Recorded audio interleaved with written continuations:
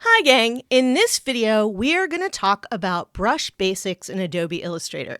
I've got a lot of great content to share with you, and I hope you learn something new. Before we get started, I'd really appreciate a like for the algorithm, and let's get to it.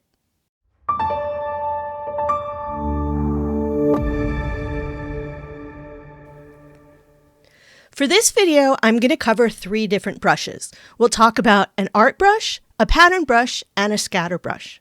Creating a brush in Illustrator is really very simple. All you need to do is create and select the item you want to turn into a brush, open the brush panel, which is this little cup of brushes icon in your panel dock, click on the new icon. We're going to start by making an art brush and click OK. A second window is going to open where you should name your brush, and then we're going to click OK. We've just made an art brush, and the art brushes show up in this section of the brush panel, and they kind of stretch out. So if you apply an art brush to something, it takes the shape you created and stretches it along the length of the path.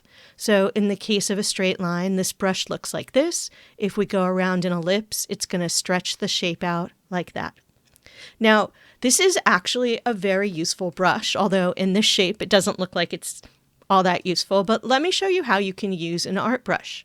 Let's apply it to all of these different shapes and see what it does. You can see that it stretches the shape along each path, but let's open up the brush so we can edit the settings and see what else we can do with it. Let's select all of these brushes, open up the art brush, and see what kind of settings we can play with. We'll double click on the brush in the brushes panel to open it up. And one of the first things we can do is change the direction the brush is being drawn in. So you'll notice in this case, the brush is being drawn from top to bottom or white to black. But I can change the direction by clicking on one of these arrows. So let's change this from left to right instead. If we click OK, we have an option. We can apply this to the existing strokes, or we can leave them. I'm going to go ahead and apply them for now. And now you can see what happens if we change the direction. Everything is drawing from left to right. Another option we can play with, let's double click to get back into the brush options, is down here under options. We can flip along or flip across. Flip along changes the direction of the brush. You can see it flipped it from one side to the other, and flip across changes the direction of the brush across the path that you've drawn. So here the white is on top, and if I click this, the black is on top. And these are both very useful things. The last really cool thing that we can do with the art brush is check this button right here, which is stretch between guides. So I'm going to click on that button, and you'll notice 2 guides appear. We can move the placement of these guides. So I'm going to take, let's take this first guide and I'm going to drag it right here. So now when we adjust the shape of the brush, the shape only changes, or the size only changes between these 2 guides, but the rest of the brush stays the same. So you can see now the brush looks very different. Now this is fun to play with, and there are a lot of really cool things you can do. For instance, what about making an arrow where the arrow head and the end of the arrow stay the same size, but you can adjust the length of it very easily? I'm going to go back to my regular setting and show you one last thing that you can do with this brush. So I'm going to go ahead and click OK. And again, it says, do you want to apply to strokes? Now I can apply to strokes and it'll leave this, but what if I don't want this applied to these particular strokes? I just want to apply it in the future. Well, then I'm going to click Leave Strokes, and Leave Strokes will leave them exactly the way they were before that setting. All right, let's talk about one more thing you can do with the art brush that's really cool. I took this little leaf here and made an art brush out of it, and it is this brush right here. If I grab the paintbrush in the toolbar and draw a path, you can see there is the leaf brush. And if I double click to open it, you'll notice a couple of things. One, it's drawing from right to left, which means I'm drawing from the tip of the stem to the point, which when I'm drawing a leaf, that's the direction I prefer. You'll also notice that I made this brush in color, and that's because I want this leaf to be green. So not only can you make brushes in black and white, but you can make them in whatever color you want, and the brush, no matter what color your stroke is, will show up in that color. So why is this kind of cool? Well, if I need a bunch of leaves and I want them to look different, I can use this brush and draw a bunch of leaves coming out of the stem in slightly different sizes and shapes with the same brush. Now this is pretty cool. And this is great for doing illustrations and also creating motifs for textile design. I'm a big fan, and I use this particular style of art brush very, very frequently when I'm working. Let's move on to the next type of brush I want to show you today, and that is a pattern brush. Now, I made a pattern brush, or let's make a pattern brush actually, with this same little element over here. We'll select it, click New. This time we'll select Pattern Brush, click OK, and you're going to go ahead and click OK. Let's apply it and see what it looks like. Pattern brushes are down here, and a pattern brush takes the element you created and it just repeats it and repeats it and repeats it, and it looks like this. Now you'll notice on the straight line, the elements or the circles here stayed perfect circles, but on the ellipse, the elements got squashed a little bit in order to fill the shape. And that's one of the traits of a pattern brush, is that the elements do bend and distort a little bit going around a shape, depending on the shape. Well, let's talk about what else we can do with a pattern brush. Let's select all these elements, apply this brush, and again, you can see there's some distortion in the curve shape. There's less distortion in the larger curve shape, and there's no distortion in the straight line. For this shape that has corners, though, we have some kind of weird things going on in the corners. You can see that these corners, which are outer corners, look terrible, and these corners here, which are inner corners, are completely missing. And there is a way to resolve that, and we'll do that next.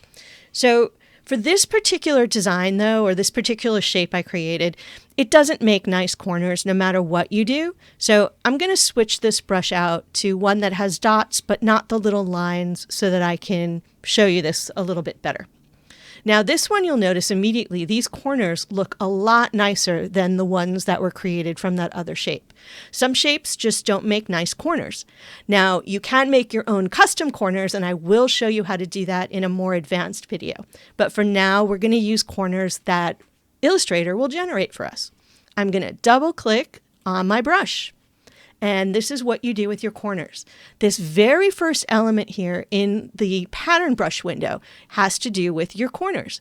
And it gives you a few options. You could have none, in which case there's going to be no corner showing up, and you can see it here in this preview. Or you can choose from a few options Illustrator gives us. We have auto-centered, auto-in-between, auto-sliced, and auto-overlap. In this case, I think auto-centered is going to give us the nicest look for this particular brush. We can go ahead and click OK. It's going to ask us if we want to apply it to the strokes. And in this case, yes, because we want all our future brushes to have nice corners. And this is what that particular corner setting looks like. And indeed, it's a large improvement. But we still have missing corners. So let's fix those. We'll double click on the brush again. Now, these little diagrams down here let you know what part of the brush you're dealing with. This first one is an outer corner. The second one is just the standard brush repeat. The third one is an interior corner. And then over here, we've got the start of the brush and the end of the brush. And that's where we can put in some custom pieces as well. But again, we are going to save that for a more advanced video. Let's talk about the inside corner. We're going to drop down and select the same corner that we selected for the outside corner, which in this case was auto-centered. And now if we click OK, you're going to see, and apply to strokes, you're going to see a much nicer brush going on here. One other thing that we can do with the pattern brush that I would like to talk about is spacing. If we double click on the brush, and we want to adjust the spacing for the brush, we can do it over here where it says spacing. Instead of 0 spacing, which is the default, we can type in 100%, and that means we will have 100% of the size of this brush element in between. We can change it to anything between, actually we can probably even go bigger than 100. I was going to say we can change it from anything between 1 and 100, but I actually think it may go up to 1,000. I normally don't need to go more than 50% or 100% on a brush, but you definitely have that option. And if you click OK, again, it asks you if you want to apply it to strokes or leave strokes. So you'll notice there's a theme going on here. Whenever you change a stroke, or a brush rather, it wants to change that stroke universally, meaning every addition or every time you use that brush on your page, it wants to change it. And sometimes we don't want to do that. Sometimes we only want to change an individual stroke. So let's talk about how we can do that. If I only want to edit this particular brush instance up here and not all of the other ones, I can click on this icon. So this third icon from the right, this icon allows me to change the properties of the selected stroke and not any of the other ones. It's got the same choices here. I can adjust the spacing. Let's make it 25. I can flip along or flip across, just like I could do with the other brush. And I can click OK now, and you'll see it didn't ask me if I want to change all of the other ones. It only changed this one, and it didn't affect anything else on my page, and that is very handy to know and to use. One last thing about a pattern brush, or frankly any brush, there are a couple of different ways to change the size of the brush. You can always double click here in your brushes and change the size by adjusting the scale. I normally don't do that. I like to make my brush a standard scale that I know is going to work with the illustration that I'm drawing. And then if I do need to change it, I will adjust it by changing the stroke size. So I'm going to cancel this. And with this selected, I'm going to go to my stroke panel, and I can make my brush smaller by making my stroke smaller, or bigger by making my stroke size larger. And that's the way that I prefer to adjust the size of my brushes. All right, let's talk about scatter brushes. Now, scatter brushes are really interesting. We're going to go ahead and, we'll select this again, and we're going to go to Brushes, New, and create a scatter brush. Click OK, and we'll click OK. Now, the scatter brushes show up in this top section in these little squares. Let's apply the scatter brush and see the difference. The scatter brush immediately has space between the elements, and all of the elements are facing the same direction. The pattern brush elements follow the direction of the path that we drew, but the scatter brush does not. And let's talk about why that is and how we can adjust it. We'll select all of these elements again, and I'm going to apply the scatter brush this time. And you can see how very different that looks. So let's double click on the scatter brush to open it up and talk about what it can do. You'll notice there are 4 things we can play with here: size, spacing, scatter, and rotation. But let's start with this on the very bottom. The reason that all of these are facing the same direction is because right now the rotation is set to page, which means they're all aligning with the page. I prefer to change this to path so that the elements follow the direction of the path I have drawn instead of all being the same direction. Now, you may want to switch it from time to time, but generally I find this to be the most useful. Let's move on to size. We can change the size with these sliders, make it larger or smaller, and I said that and did the opposite. We can also, and this is what makes a scatter brush really cool, drop down and change it to random. And now we get a random assortment of sizes. If you want it even more random, you can take this side and make everything smaller, go to this slider and make everything a little bit larger, maybe not quite that much, and you can get a real random effect going on with the brush. There are a few other settings here, but they all have to do with using a tablet and pressure, so I'm not going to address them today. And frankly, I never use them. I really prefer playing with fixed and random. I'm going to go back to fixed and just restore this to its default setting, which is 100. We now have spacing. We can do fixed spacing where we make things go closer together or farther apart. We also have random spacing. but something about spacing that's different from the pattern brush. Pattern brush spacing can only go as close as the elements can touch, but they cannot overlap. The scatter brush, however, we can make the spacing even closer so that the elements are overlapping each other. And this can sometimes be very useful. Imagine drawing a row of sequins that have some overlap. This is a great way to do that. So that is what the fixed spacing does. Now we also have the option of random, which means we're going to have some bits that are closer together, some that are farther apart, and we can do the same thing by playing with both sliders to really vary the differences of the spacing. I'm going to go back to fixed and go back to 100. Next, we have scatter, and this is where things start getting interesting. Scatter has to do with the position of this little element in relation to the path.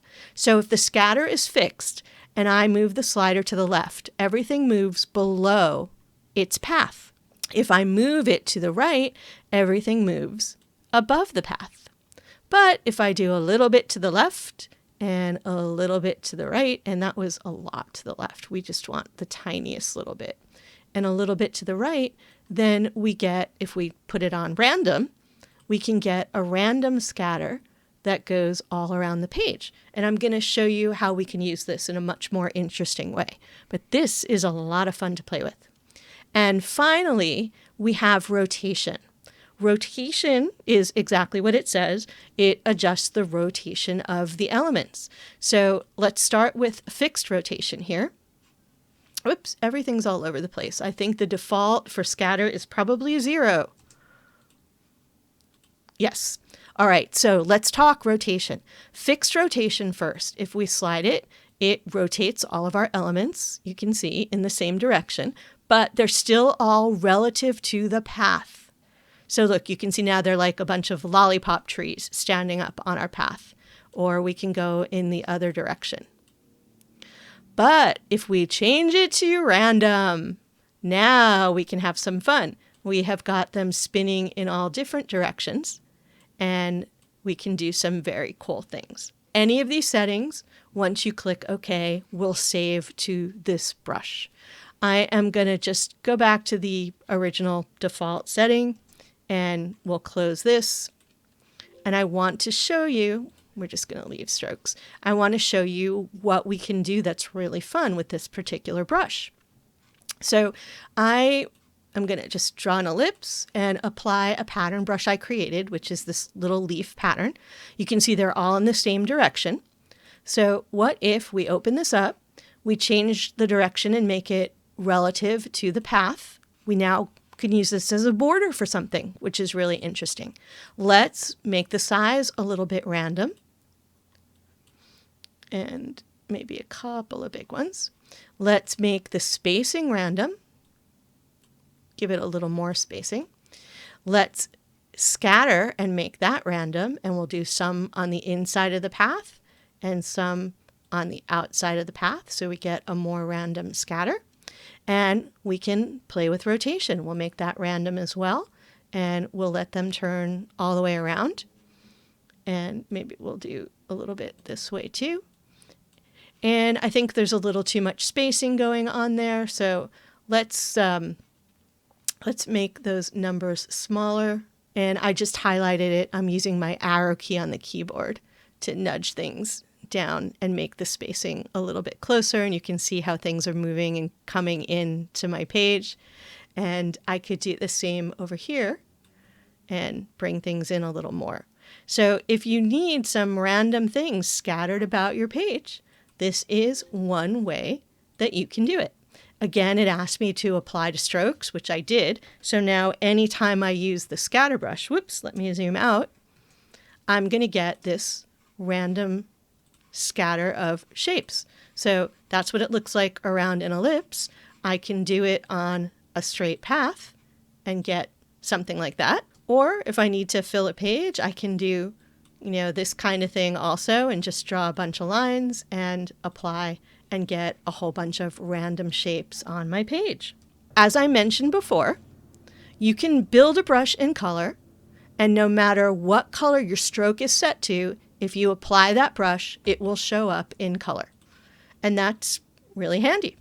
But sometimes we don't know what color we need our brush to be in, and we need flexibility. So let's talk about our other options. I'm going to change these to my dots over here. You can see we've got a black outline, a white fill, a black fill, and this fill in the middle is 50% gray, specifically. It's not a random gray, but I drew a shape, I went up to fill, and I went specifically to this one that should be 50% gray. And just to double check, I double clicked on it, and you can see black is set to 50% gray. And that is important. We're going to select the brush. I'm going to double click on my pattern brush, and we are going to look at this section down here where it says colorization. By default, the method is set to none. I'm going to change this to tints and click OK and apply to strokes. It doesn't look like anything happened because our stroke color is currently black. But let's experiment with color and see what happens. If I double click on stroke and I change the stroke color to pink, the blacks turn to the color pink I selected. The 50% gray turns to basically 50% shade of the pink I selected, and nothing happens to the white. I'm going to click OK, and we've now changed the setting on that particular brush. So if you change it to tints, that's what you get. I'm going to change this next one, and I'm going to do it this way so I only change this particular brush and not the rest of them. So again, in the colorization section, instead of tints, this time we're going to do tints and shades. Click tints and shades, click OK. Notice what happened. The gray turned black and nothing else changed. The gray turned black because our stroke color is set to black. If I change that to another color, this is what happens. The black stays black, the white stays white, but the 50% gray takes on the full value of the color you want. So if you're doing something with a black outline and a color fill, and you want to be able to change your fill color, then this is a great way to do it. Fill it with 50% gray, and then the color can be whatever your stroke color is. Lastly is one that's a little bit weird, and I don't use it, but I'm going to show it to you. We'll change it over here again so it only affects this one brush. And what we're going to select this time is the bottom one, which is called Hue Shift. Now, I'm not exactly sure what the algorithm is that controls this, but here's what Hue Shift does, and essentially strange things. If we double click on the color for the stroke and change it again to that pink, we get this different shade of pink, and we get turquoise inside. If we switch to blue, we get this. Green, in this case, is giving us this. Yellow. So we're getting a lot of really kind of strange, but potentially magical things happening. It's not that crazy if you are doing it in a brush that was designed in black, white, and gray. But what if you did that to a brush that was done in full color? So let's double click on the brush, and we're going to change our colorization method to Hue Shift. And now it starts doing just really strange things. It did this with black selected. If we switch to another color, we get some other weird kind of random feeling things. Now, this could be really fun to play with, but it's kind of a crapshoot. So I just want you to know it's here. It's kind of fun, but unpredictable. For me, my brushes are either all black, so I can completely change the color of the brush, or they're black with a 50% gray fill, so I can maintain my black outline and just change the fill color of my brush. So there you have it, brush basics. If you learned something new, I'd appreciate a like. It really helps my channel grow. And if there is anything that you would like to see me do in the future, please let me know, and I will do my best to oblige. Watch for some more advanced brush videos coming in the future now that we've got the basics down, and I'll see you in the next video.